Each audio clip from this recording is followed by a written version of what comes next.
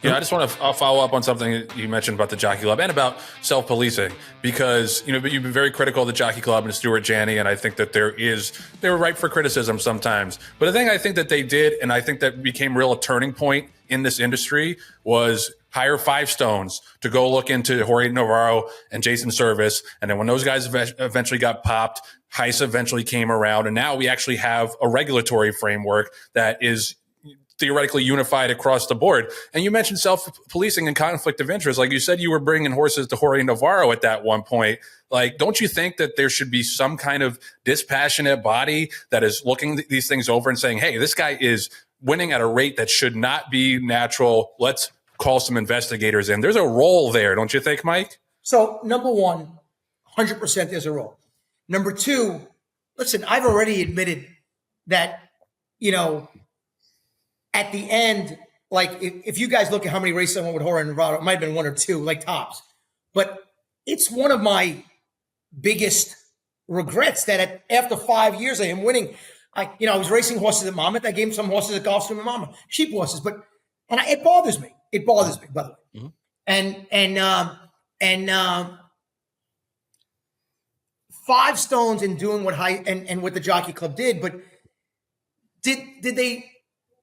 did they do it fairly, or did they just pick and choose the people that they wanted to go after? And the information they got, did they come clean on every single trainer, or they just targeted 15? I'm wondering if people that are higher up in the Jockey Club, I wonder if their trainers they went after those guys. I don't know. I mean, they got to pick and choose who they wanted to go after, right? I mean, it was done basically like, hey, we're going to go after him. And there was more than just those two guys. Right. Okay. And I'm fine with that. Okay.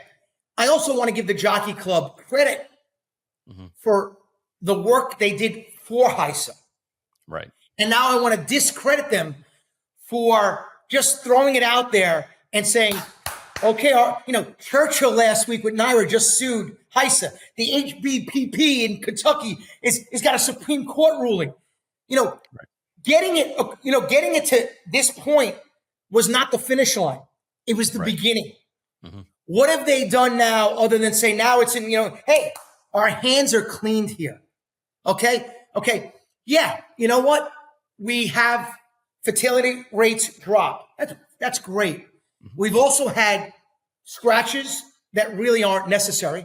John and Joe, I don't know if West Point or John, D&J Stable have had horses that the trainer says we got scratched. They're like, what happened? Right. The vet came by, subjective. Has that happened? Because it's happened to me. Mm-hmm. We have now horses that, people want to talk about durability and they want horses running more. But if a horse is 99% sound and there's a 1 out of 1,000 chance that he might break down, and there's a chance that every horse could break down. We all know that, right? Right. Mm-hmm.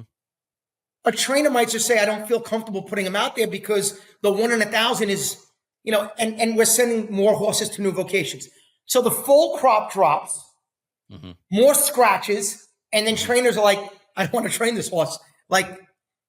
So we're in deep trouble. Like you want to scratch everything. We can get fertility rates maybe down to like 0.0001. Like there has to be a balance here, and I don't know what it is. Right. Yeah, I want to follow up on that just because TDN put out a piece this week by Dan Ross about how, they did a study on vet scratches and found that like 29% of vet scratches in the last 5 years never ran again. And I guarantee you that a blind sample of the rest of the horses who didn't get vet scratch, the percentage would be way, way lower. So I agree. This has happened to West Point before. So this is important.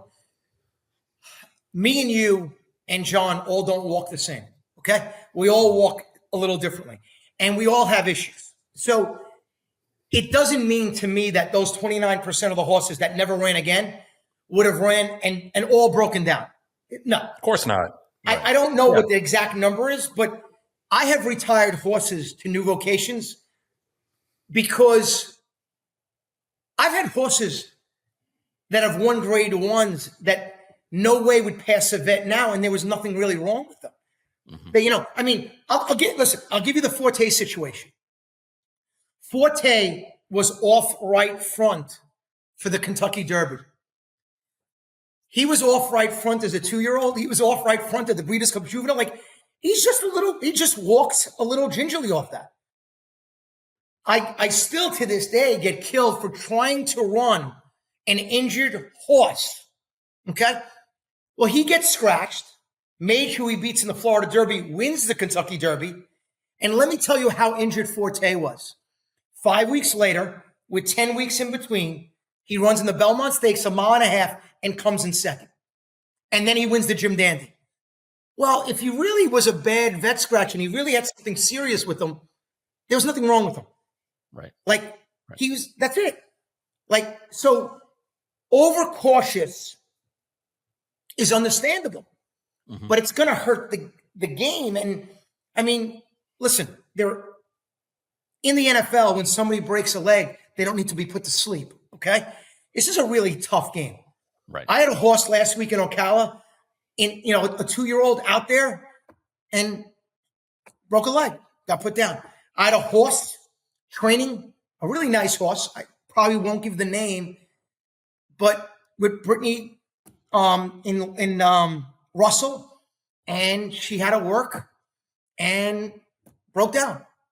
And it was a nice, I'm going to say it was Overwish.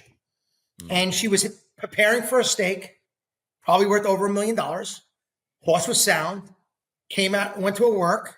And by the way, that's one of the reasons why Laurel decided to close that weekend.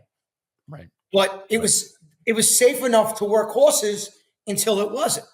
Yeah. And, at the end of the day, Brittany, I felt horrible. The whole team felt horrible. Brittany, we had to console her. Like, this is not something, these trainers are devastated when this happens under their hand. Imagine this happened under your, it doesn't matter whether it's a 5-claimer or a stake horse. It doesn't. Right. It doesn't matter if it's a yearling out of not this time that I bought for $250. It doesn't matter. Right. It just happens. I had horses run into trees. It is part of the game that is the hardest part, which sucks and is brutal. Right. But it happens. And the pendulum has swung in the other direction now, where we're being overly cautious, and Yes. Joe was mentioning statistics and everything like that, which I totally understand and agree with.